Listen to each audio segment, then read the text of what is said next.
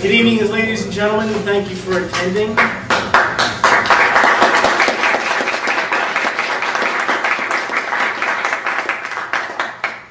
Welcome to our 420 presentation. I'm here to introduce you our Master of Ceremonies, Mark Seltzer. Thank you.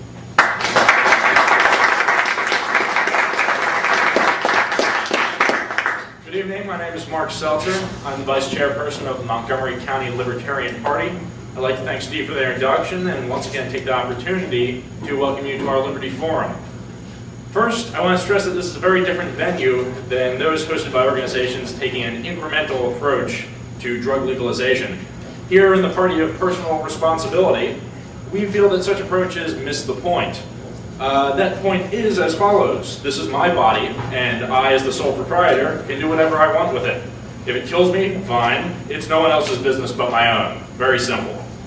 We understand that the medicalization of the marijuana debate may very well be a fine way to empathize with old people in this country who are out voting while the rest of us are home stoned. Now, my views may not reflect everyone's in this room, but I, for one, don't want to spend the next 4 decades fighting for medical marijuana just so these same old people who have decided that they want everyone to be as miserable as they are can get a hit of government-subsidized dirt weed paid for with my tax dollars. I want everyone who so chooses to buy the finest narcotics the free market can provide at everyday low prices in the pharmacy aisle of their friendly neighborhood Walmart superstore tomorrow. But I realize this may take time. Law Enforcement Against Prohibition is a grassroots organization that believes the current drug policy in the United States is an abject failure. They encourage a harm reduction-based approach to the drug problem via the legalization and regulation of illicit drugs. The idea being that the drug war does more harm than drug abuse, which should be treated as a social and medical problem and not as a criminal one. What makes Law Enforcement Against Prohibition stand out in my mind from many other interest groups committed to ending the drug war is that they do not condone drug usage. This fact makes their legalization and regulation message more palatable to moderate audiences and far more difficult to dismiss than a group that would support legalization for their own recreational benefit. Being former criminal justice professionals gives Law Enforcement Against Prohibition members like Neil Franklin the unique ability to express the harm that American drug policy is doing to law enforcement and to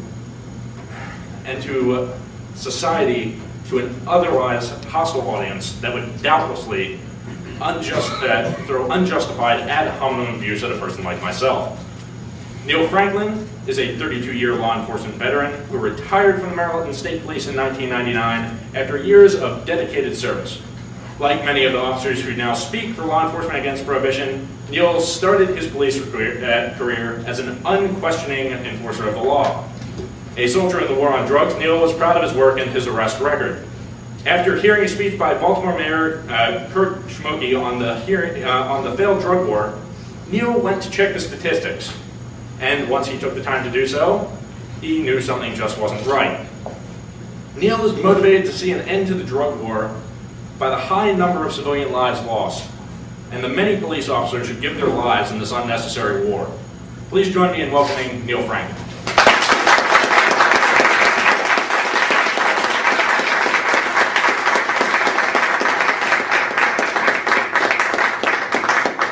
Thank you. Thanks for having me. And after that, Mark, I can go home. It's been fun, guys. A little bit more about LEAP, Law Enforcement Against Prohibition.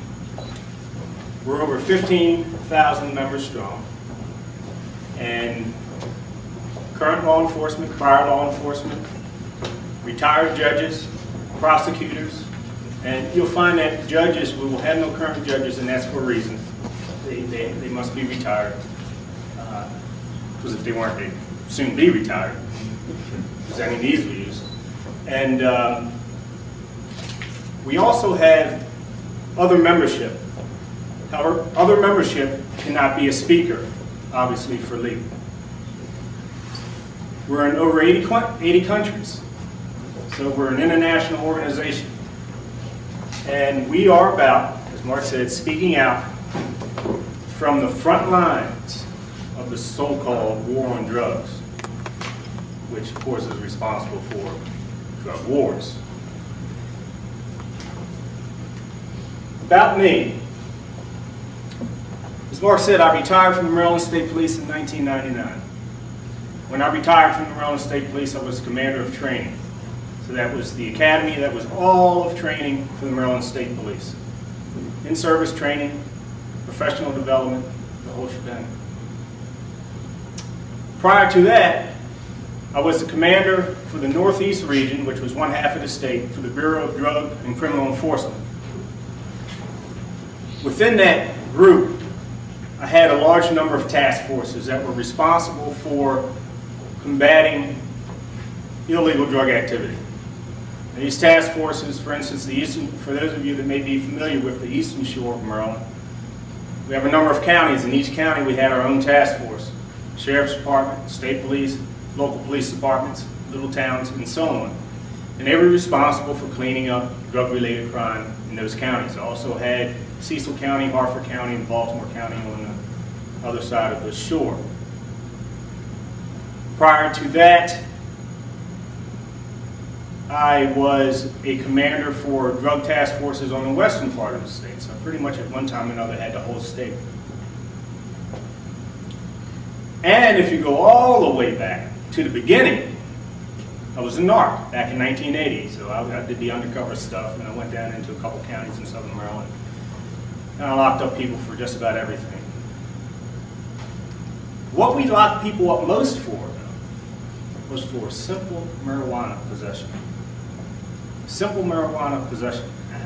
We didn't care if you had seed, joint, residue in a baggie. It didn't matter. We would arrest you for that because we would arrest you so that we could hold something over top of your head so that we can find out who you got it from or who you're getting it from and kind of like try to work your way up the chain. And we'll touch on that a little bit later. And while I was with the Maryland State Police, and this is important, I spent 4 years in an investigative unit as a sergeant and then a detective sergeant for the Division of Corrections Investigative Unit. That was the state penal system in Maryland. And I'll say this, whatever you can find on the street, you can find behind the bars, buddy, I'm telling you. If you can't keep it out of the prisons, how do you want to keep it out of your neighborhoods and your communities? It can't be done. Once I retired from Maryland State Police, I was recruited by Baltimore Police Department to reform their education and training command, which involved the academy. So I did that for 4 years. I went to Baltimore, and Baltimore is the town I was raised in. As you'll see as we go through the night, I see this from many different perspectives. First, growing up in Baltimore, in a community that was thriving, literally thriving. And as we got into the early 70s, the main strip that went through my community, the stores started disappearing.